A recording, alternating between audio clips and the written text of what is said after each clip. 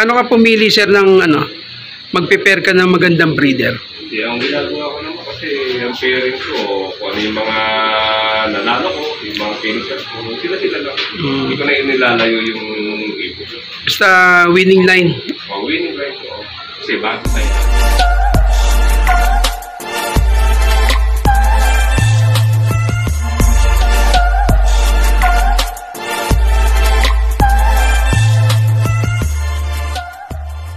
Yun, what's up mga alapatids? Andito na kami ngayon sa loop, sir. Ito na.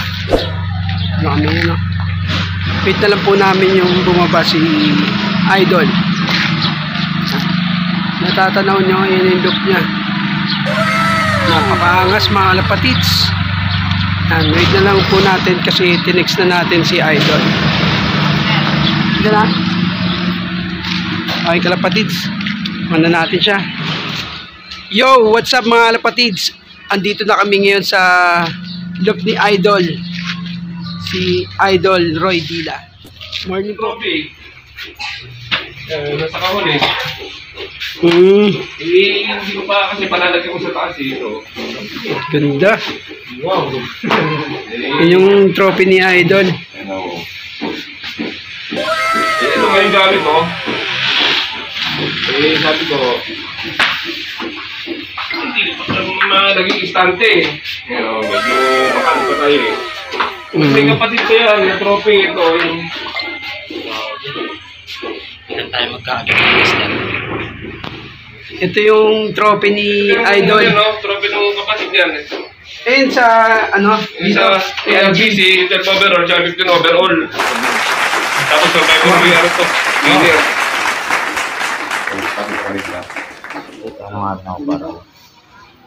Ito yung trophy ni Idol na nakuha sa tama to, sir. Ang PC to eh. So, yung sa survivor winner to kasi.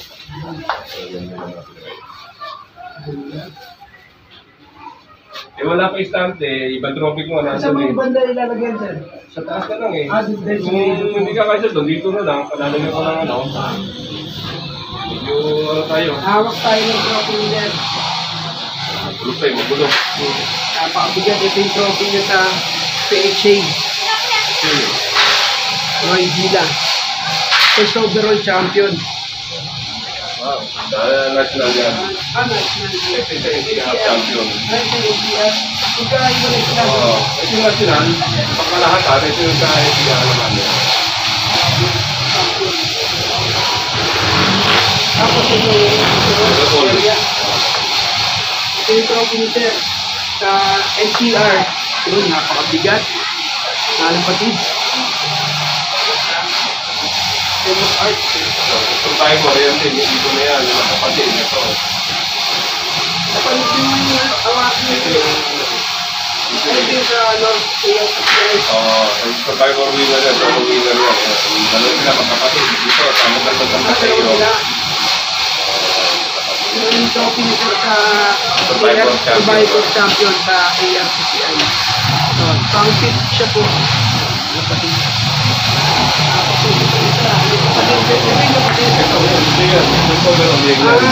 Pero ano pa rin siya, survivor to, winner rin siya. Ito, survivor solo winner.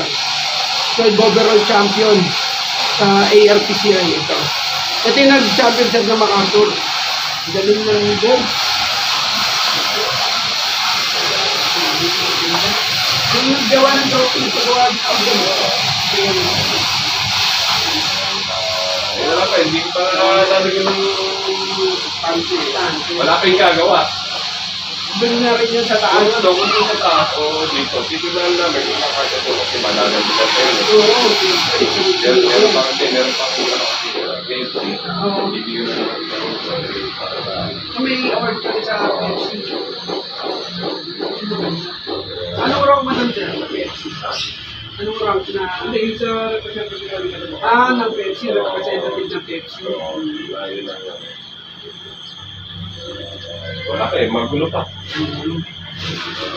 Kaya wala akong paglagyan ka, kaya nakakawalan mo na eh. Pero pag nagawa na yung... Dito sir? Dito. Pwede na dito. Hindi ko na ako, Bradon o Bradito. Pag hindi yung Bradon, dito na. Para yung... Okay, palilin ko lang ito. Para pag may mga bisita. Palilin ko lang. Magulo ka eh. Hindi ka Yung kalapatids. Nakita nyo na yung mga award ni Sir, ni Idol Roy Dila. Bibisiting loop naman tayo sa loop niya. Doon po yung loop niya sa taas. Ha?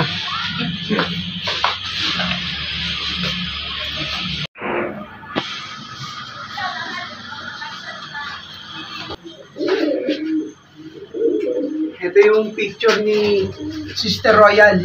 Yung Tacloban finisher, kapatid niya ni ito ng si Super Royal. Yan. Champion. Champion ng MacArthur. Super Royal. Kapatid. Ay, dito sa Brady Section niya. Ito si Sister Royal yan. Ayun yung there. Oo, yung kinuna ni Reggie Cruz ng inakain yung dalawa. Ayun, diyan kumuha si Reggie Cruz pa. Ito yung si Sister Roya. Yung kumuha ng video. Ito yung ibon ni Sir na na si Sister Roya. Yung kinuha ni Reggie Cruz na inakay dito po yun. Ayan, mapapansin nyo, napakagandang ibon. Magkakapag-anak na yun, Sir. Ito yung tatay ng tatay ng 15 overall yan. Yan. Magulang niya. Sa father side. Ito naman yung kapatid nung 6 overall ko sa MMFC. Tapos ito, Sir. Yung mga breeder ko ngayon. Mga bagong breeder. Ito, EBK. Yan, nahiram mga natin sa kaibigan natin. Ewa Tibalero. Yung iba naman, ito inakay naman ito. Sila Yaya ko daw. Ito na yung inbreed. Yung kapatid ng MacArthur Champion.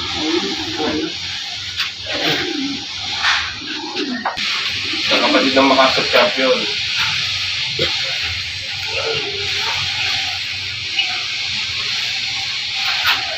Yung MacArthur Champion. Napakagandang ibon. Kapatid ng inbreed ng MacArthur Champion ni Idol Roy. Pero si Clive Sloop. Binilin niya, Sir? Ay, yung... ganda. Clive Sloop yan. Sana gumalaw sa kanya yung anak. Sigurado yan, Sir. Basta makonditioning lang na maganda. Pag nagbe-breed ka, Sir, paano yung preparation mo? 1 month preparation. 1 month. Napurga na paligo. Lahat yung purga. Paano ka pumili, Sir, ng magpe-pair ka ng magandang breeder? Hindi, ang ginagawa ko naman kasi ang pairing ko, kung ano yung mga nanalo ko, yung mga finishers ko, sila lang. Hindi ko na inilalayo yung ibon. Basta winning line. Winning line ko. Kasi bakit tayo lalayo? Kung tayo di ba mga ngakapa sa ibon na hindi naman natin kilala, dito na tayo sa kilala natin na ibon. Pag mag-pair ka, Sir, ng breeder, anong baseline mo? Sa mata ba? Sa Yun, kaya next ko, kung ano yung mga nanalo ko, tapos sa mata naman, may kanya-kanya tayo ulit. Diba? Yung kilatis.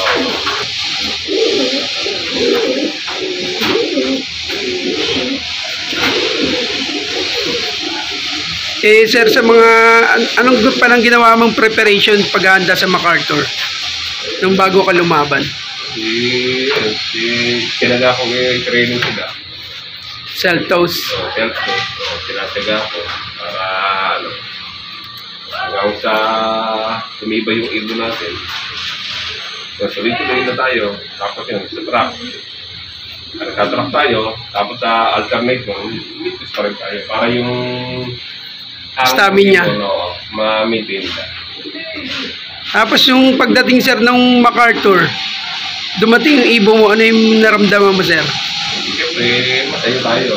Dumating yung ibon natin. Hindi na. Oo. Kahit sino naman player na dumating yung ibon. Siyempre, unang-una, masaya siya. Kasi bihira yung nakakapagpauwi ng gano'n. Oo. Ganun kalayo. At saka yung panahon natin. Tsaka ang laban sa PHA, halos suntok sa buwan talaga. Ay, sir, ano yung mapapayo mo sa mga newbie na gusto try maglaro sa PHA MacArthur? Sa akin, may papayo ko. Siyempre, una-una, tiyaga. Pag-aalaga, number 1. Kasi ang ibon natin, pag hindi natin pagkatyagaan, mahirap pa bumase sa ibon lang. Oo. Kasi sa atin din manggagaling yung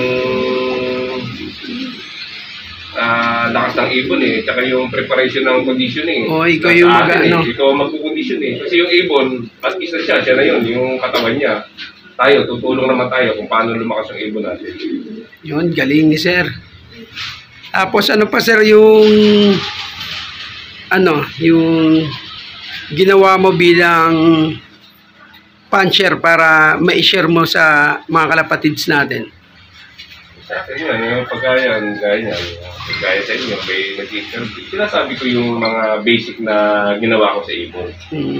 Para hindi maligaw. Ngayon, kung kukunin nila, salamat. Kung hindi nila kukunin, salamat din. But Pwede sa akin, i-adapt. yung experience ko. Pwede nilang i-adapt, pwede naman hindi. Depende sa kanilang preparasyon. Tapos, pag nagbe-breed ka, sir, yung yung inakay ba tinatanggal mo kagad sa magulang? Ay, hindi. Pagka inakay ka sa akin, lalo ko iwalay, kailangan kumakain sa tumutukan siya. Kasi pagka iwinali mo siya, hindi lang naman siya isang ibon lang eh. Minsan marami sila. Kailangan, pagka iwinali mo, kasi maninibago pa yung kanilang, yung Habitat nila, di ba? Kailangan, pagka pinakain mo, sasabay siya kumain. Pagka hindi siya ganun kalakas, medyo hindi siya sanay sa mga rambulan, no? Mabubuli siya ng mga matatapang. Tsaka papayat siya, hindi siya makakain na maayos. Yun. Salamat sa pag-interview natin kay sir. Titingin naman tayo sa flyers loop niya. Yan, kalapatids. Ganda ng loop ni sir. Yan, o. Akit tayo ngayon sa flyers loop ni Idol. Ang ganda ng tanawin dito, mga kalapatids. Nakato ko lang kasi, Sino nagawa ng loop mo, sir? yung kasama ni, ni Charlie. Bata niya, yung taga, Ay, si Jay? Hindi. Ito yung tanawin sa 360 sa loop ni Idol. Ganda, o. Ito yung Tingin tayo sa flyer loop niya. Narata ko muna. Pakawala ko lang ulo. Patrapping yung niya. Nilalak pala yun, sir. Para dito mas makaka. Ilang capacity lang nilalagay mong ibon dito? Yung sa ay abot dito, 40. 40. North and South? Hindi, South lang ako South lang? Hindi ka pala... Hindi naman ako naglalaro kasi. Hindi pala naglalaro si Idol ng North. South lang po siya. Focus po siya sa South. Pero naka-MacArthur lahat yun, sir? Oo, puro MacArthur. Tatlong club yan. PFC, NSPC, at saka ARPC. Yun, yung mga nilalaroan na siya. Tapos yung MM ko, doon ko pinalaro sa kumpare ko, hindi ko nakaya kasi. Masyadong Ang mga overcrowded na siya pag mga ibon ni sir.